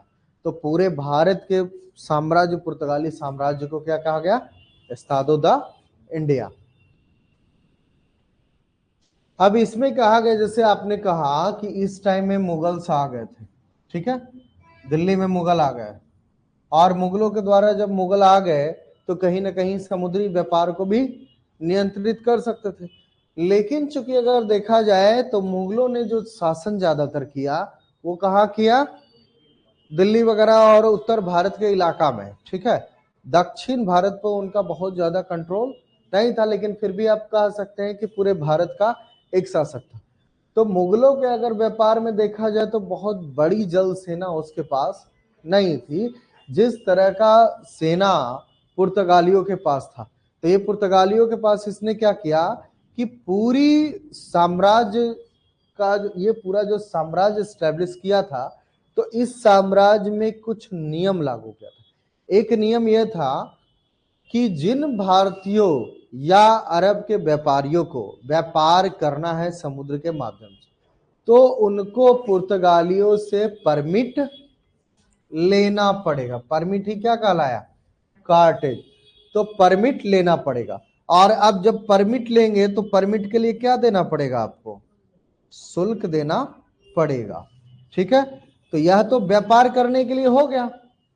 अब तो इसमें कहा गया कि अगर आप परमिट नहीं लेते हैं और बिना परमिट के आप व्यापार करते हैं तो हमें कोई दिक्कत नहीं है, लेकिन दिक्कत आपको होगी। उसने इतना भय बना दिया कि जो भी समुद्र में व्यापार करने जाता था, अगर मान के चलिए गुजरात के पोर्ट से निकला और उसको मालाबार जाना, ठीक है, गुजरात के पोर्ट से निकला उसको मालाबार जाना, इसी बीच में क्या करेगा, इस जहाज को लूट लेगा या तो डुबा देगा और उसकी माल को पूरा लूट लेगा। तो डर पैदा हुआ ना। ऐसी 4-5 घटना करने के बाद सब लोग दहशत में आ गए कि भैया अब अगर समुद्री व्यापार करना है तो एक ऑप्शन मात्र है कि परमिट व्यवस्था, परमिट अगर ले ले तो हमको कहीं ना कहीं समुद्र में व्यापार करने का एक माध्यम मिल जाए। अब इस परमिट से क्या प्रदान किया जाता था, नौसेना का जत्था। तो ये कहा गया कि मान के चलिए गुजरात से ये एक सामान लेकर के निकला और मालाबार के तट पे अगर जा रहा है, तो मालाबार के तट पे अगर यहाँ से एक छोटा सा नाव निकला है और ये यहाँ जाना चाह रहा है, तो इस छोटे नाव के साथ साथ एक और काफिला होगा, एक और बड़ा नाव का काफिला होगा, जो किसका होगा, पुर्तगालियों का। तो ये नौसेना का जत्था होगा और इस नाव को ये जहां से यहां से अगर गुजरात से निकलेगा और मालाबार जाएगा तो इसके साथ साथ ये चलेगा सुरक्षा के लिए कि कहीं भी इस जहाज को कोई क्षति ना पहुंचे, कोई भी डकैत जो है ऐसा ना करे कि इस नाव को लूट ले। अगर इस नाव को लूट लेगा तो फिर परमिट का क्या मतलब रह गया, कोई मतलब रह गया। तो ये सुरक्षा के लिए ही कहीं ना कहीं दिया जाता था, ताकि जो भी व्यापारी है समुद्री मार्ग से अपना व्यापार सुरक्षित रूप से कर सके। ऐसा ना हो कि किसी व्यापारी ने अगर, हाँ ये भी तो डर रहता था कि अगर पुर्तगाली ने पैसा ले लिया और नौसेना नहीं भेजा, हो सकता है कि कोई दुश्मन अगर रहा हो और वो दुश्मन जो है इसके जहाज को डुबा दिया तो फिर किस पे क्लेम होगा, पुर्तगालियों पे, कि आपको मैंने पैसा दिया लेकिन आपने हमारी कोई सुरक्षा नहीं किया। इसीलिए कहा जाता है कि जब परमिट या कार्टेज, परमिट जब लिया तो परमिट के बदले उसको क्या देना पड़ता था, नौसेना का जत्था देना पड़ता था, जो उसकी नाव को एक प्रकार से सुरक्षा प्रदान करता था।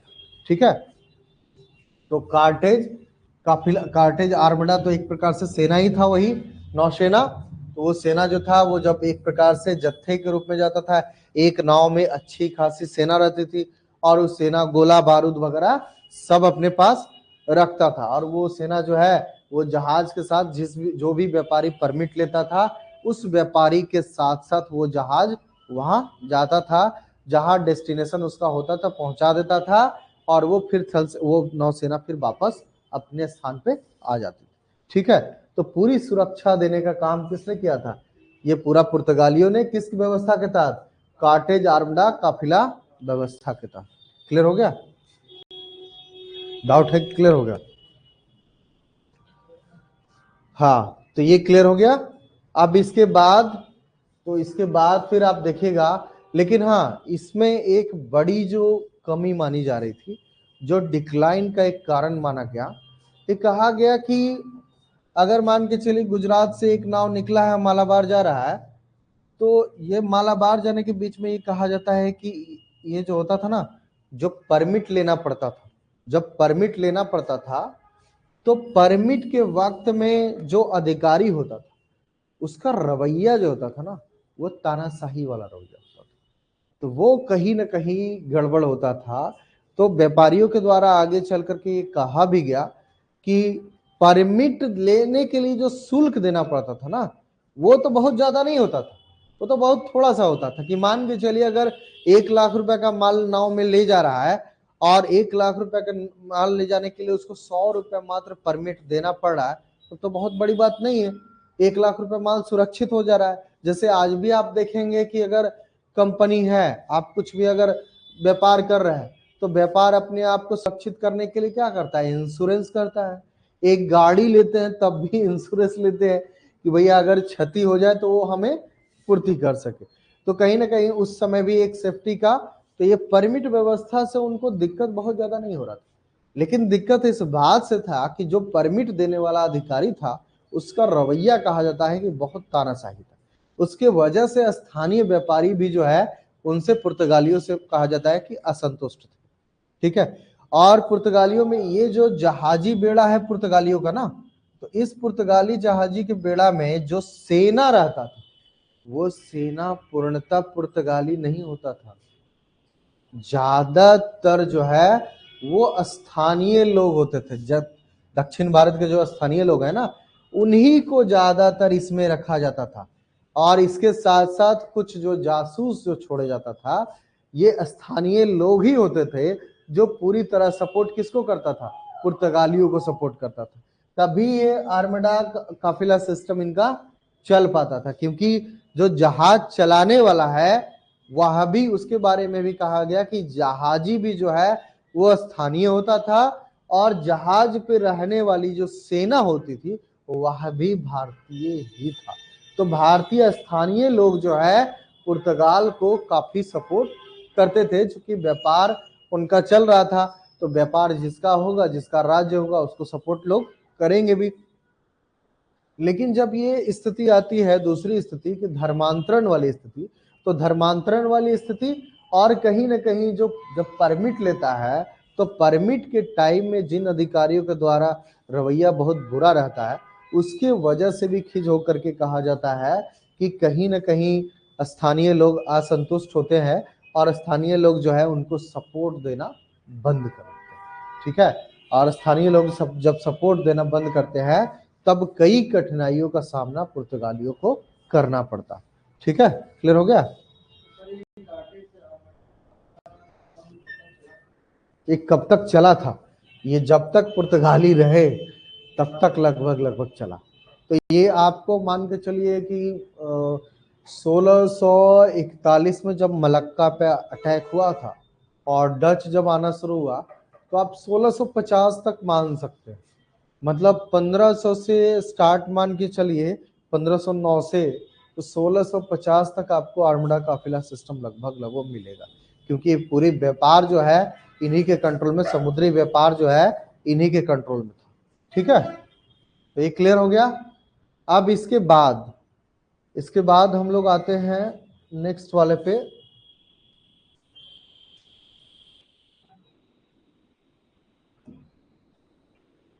तो इसका सिस्टम समझ में आ गया। अब ये सिस्टम में इसका डिक्लाइन भी होता है। तो डिक्लाइन कैसे होता है? पहला क्या पढ़ा स्टार्टिंग में हम लोगों ने? आगमन पढ़ा। आने के बाद गवर्नर आया, गवर्नर ने पूरा पुर्तगालियों के साम्राज्य का क्या किया? डेवलपमेंट किया, धीरे धीरे बढ़ाया। जैसे शुरुआत में फ्रांसिस्को डी अल्मीडा कहाँ तक था? भारत तक।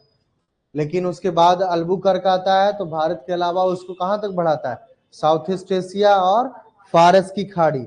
अब उसके बाद जब नीनो डी कुन्हा आता है, तो भारत में एक प्रकार से इंटरनली कहीं ना कहीं मद्रास, सेंट थोमे, और उसके ऊपर बंगाल, तो बंगाल पे भी कब्जा करता है, और कहीं ना कहीं आपका जो अफ्रीका का मोम्बासा है, तो अफ्रीका पे भी कंट्रोल करता है। इसका मतलब लगातार डेवलपमेंट हो रहा था, और डेवलपमेंट में आपका ये समुद्री साम्राज्य जब एस्टेब्लिश करता है, तो समुद्री साम्राज्य में कार्टेज आर्मडा काफिला सिस्टम के माध्यम से पूरी व्यापार को क्या करता है? समुद्री व्यापार को कंट्रोल करने का काम करता है।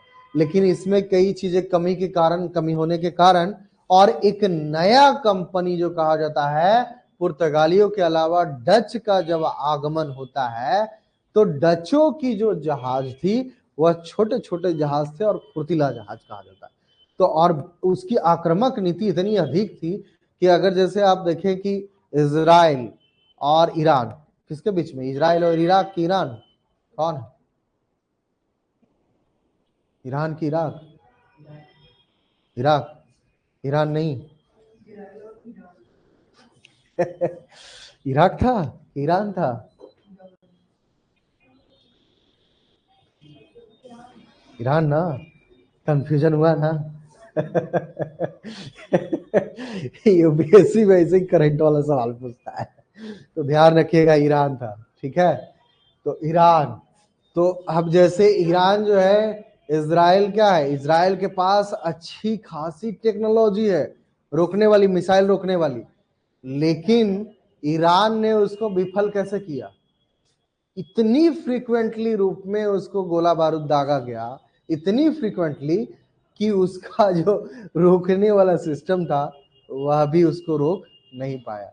तो कहीं ना कहीं दिमाग लगाया था, क्योंकि अगर डिफेंड कर रहा है तो आप किसी को, अगर जैसे कहा भी जाता है कि अगर कोई सेना लड़ रही है तो किसी सेना से लड़ रही है तो हमेशा वो जीत नहीं सकता, हो सकता है उसकी कभी हार भी हो, उसके डिपेंड करता है फ्रीक्वेंटली उसने कितना किया।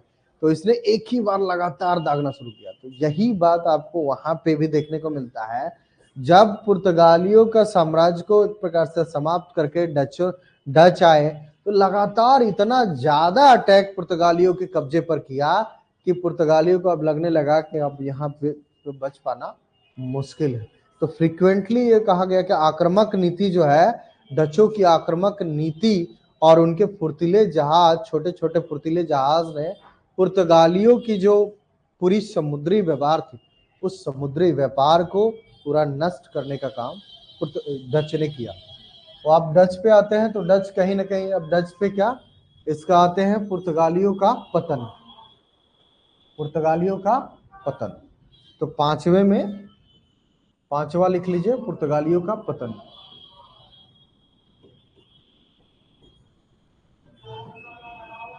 का पतन। कितना टाइम हो गया? 10:52। पुर्तगालियों का पतन, पुर्तगालियों का पतन में क्या क्या हो सकता है, कुछ बताया था। एक तो कहीं ना कहीं डच कंपनी का आगमन,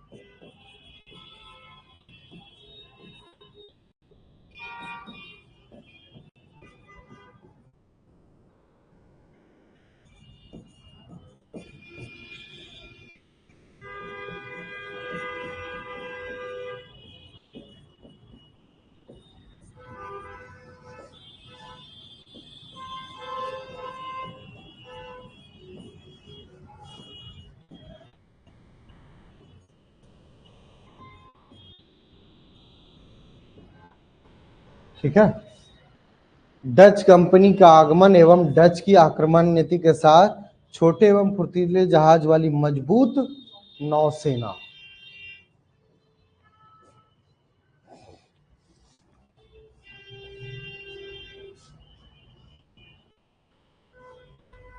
डच कंपनी के फॉर्मेशन के लिए कहा जाता है कि हॉलैंड सरकार ने काफी ज्यादा मेहनत किया था। जैसे पुर्तगालियों को देखा कि पुर्तगाली जो है ये भारत से व्यापार कर करके, मसालों का व्यापार करके और समुद्री व्यापार के माध्यम से अच्छा खासा अमीर बनता जा रहा है, तो हॉलैंड भी क्यों नहीं ऐसे कंपनी को बढ़ावा दे सकती। तो हॉलैंड सरकार पे एक प्रेशर था, तो हॉलैंड की सरकार ने कहा कि कहीं ना कहीं व्यापारियों को एकजुट किया जाए और व्यापारियों को एकजुट करके कहा जाए कि हम भारत से, ये पुर्तगालियों से मसाला क्यों खरीदें, ज्यादातर डायरेक्टली क्यों ना हम भारत से जो है एक प्रकार से संबंध स्टैब्लिश करें और स्टैब्लिश करके एक व्यापार को पूरी तरह उस पर भी कंट्रोल हम करें।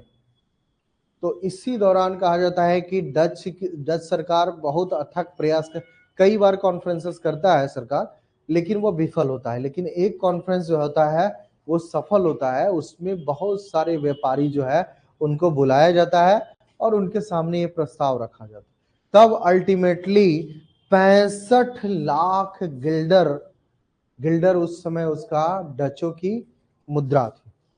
ठीक है, जैसे क्रूजेडो पुर्तगालियों का था, लेकिन डचों का जो था वो गिल्डर था। तो लिखिए मत अभी, ठीक है, मैं पढ़ाऊंगा, डच पूरा पढ़ाऊंगा, उसमें बताऊंगा। मैं ऐसे ही बता रहा हूं आपको कि इसका प्रभावी क्यों बना। तो 65 लाख गिल्डर से जो है वो व्यापार एक प्रकार से शुरू करता है डच। और डच की जो ज्यादातर जो प्राइवेट कंपनी, प्राइवेट ट्रेडर्स थे, वो एकजुट हो करके एक कंपनी बनाता है, डच कंपनी। तो डच कंपनी जब आता है तब फिर वो डायरेक्टली भारत में ना आकर के वो साउथ ईस्ट एशिया में, और साउथ ईस्ट एशिया ये दिया जाता है डच सरकार के द्वारा कि आपको केप ऑफ गुड होप जो था, केप ऑफ गुड होप के पूर्वी वाली इलाका पे आपको व्यापार करने का एक अधिकार दिया जाता है। तब जाकर के डच कंपनी, जो बहुत सारी ट्रेडर्स की मिली हुई कंपनी थी, उसमें कहा जाता है ज्यादातर प्राइवेट कंपनियां थी, तो वो प्राइवेट कंपनियां आती है और आने के बाद जो कहा जाता है कि सबसे पहला उसका मेन जो टारगेट था कि जो पूरा भारत का जो मसाला व्यापार पे एकाधिकार किए हुआ था पुर्तगाली, उसको नष्ट करना, और जो समुद्री व्यापार पे पुर्तगालियों का कंट्रोल था उसको समाप्त करना, किसका उद्देश्य था? डच कंपनी का। तो इसी वजह से कहा जाता है कि डच जब आया तो डच की आक्रामक नीति के साथ साथ छोटे छोटे फुर्तीले जहाज ने लगातार अटैक किया, और लगातार अटैक करने की वजह से जो है पुर्तगाली जहाज अपने आप में काफी बड़ा बड़ा होता था, तो उसके वजह से कहीं ना कहीं कहा गया कि वो टिक नहीं पाया पुर्तगाली जहाज किसके सामने? डच की नौसेना के सामने। डच की नौसेना जो है वो कहीं ना कहीं टेक्नोलॉजिकली रूप में काफी ज्यादा मजबूत थी पुर्तगालियों के तुलना में। हाँ?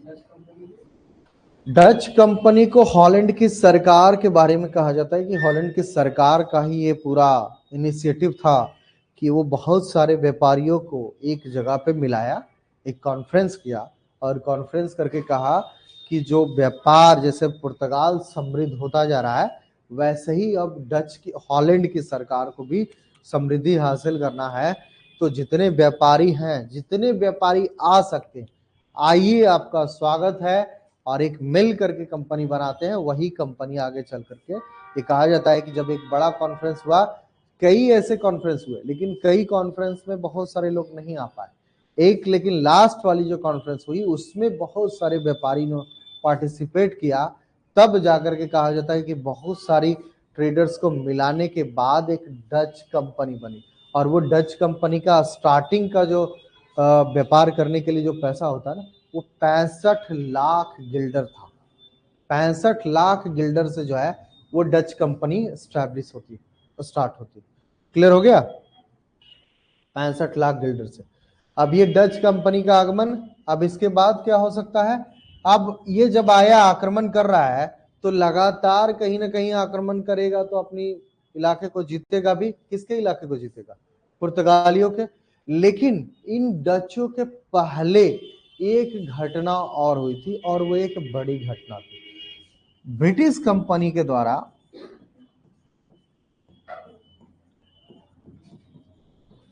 कंपनी ने स्वाली,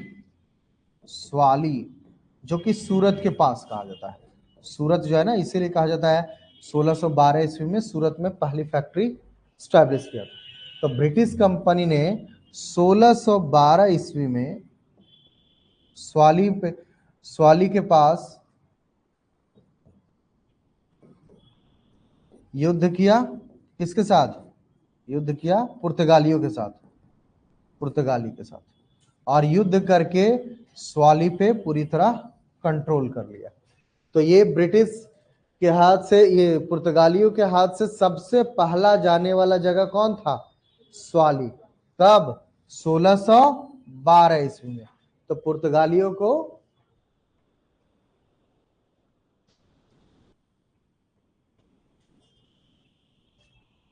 चलिए, लगता है सर आ गए हैं क्या?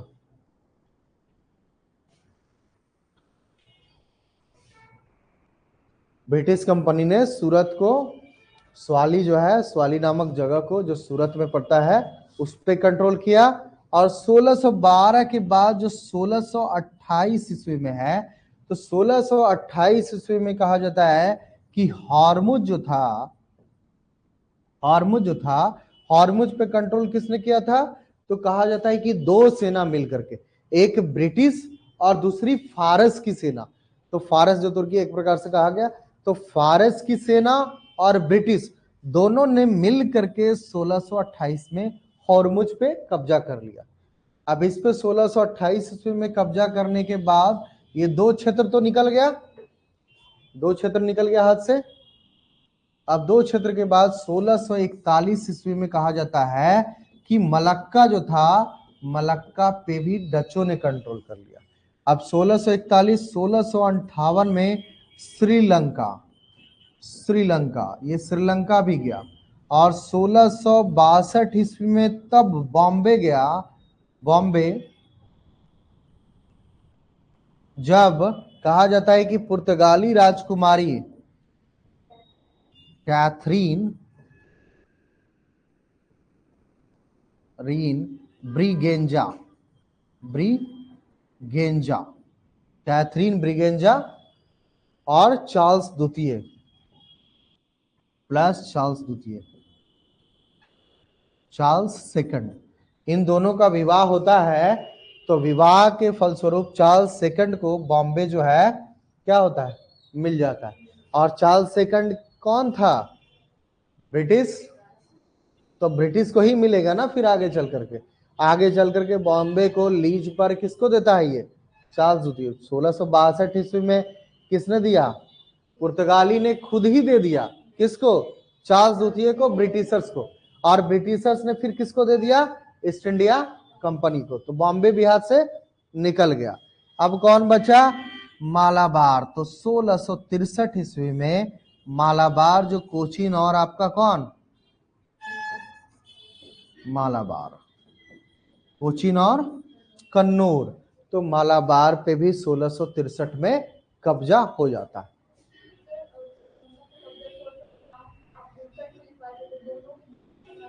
किसमें, 1658 लिख लो, हो सकता है कुछ गड़बड़ हुआ होगा, 1658। तो इतना लिख लीजिए बस, आज इतना ही, क्योंकि समय ज्यादा हो रहा है। हाँ, पुर्तगाल खत्म, पुर्तगालियों का पतन हो गया। एक लास्ट जो छोटा सा थोड़ा सा बचा हुआ है आपका, कि फल वगैरह कौन कौन सा फल था, वो थोड़ा सा लिखवा दूंगा, जो उनके द्वारा लाया गया था, वो चीजें कंट्रीब्यूशन जो रही है, बस 2 मिनट लिखवा दूंगा। और कल से हम स्टार्ट करेंगे डच, ठीक है, डचों को डच क्लियर करेंगे। हो सकता है कि डच के आगे फ्रांसीसी भी बढ़े, या ब्रिटिशर्स जो है उसके बारे में पढ़ेंगे, ठीक है। तो अभी की क्लास यहीं तक फिनिश करते हैं। तो आगे आप लोग को पढ़ के आना होगा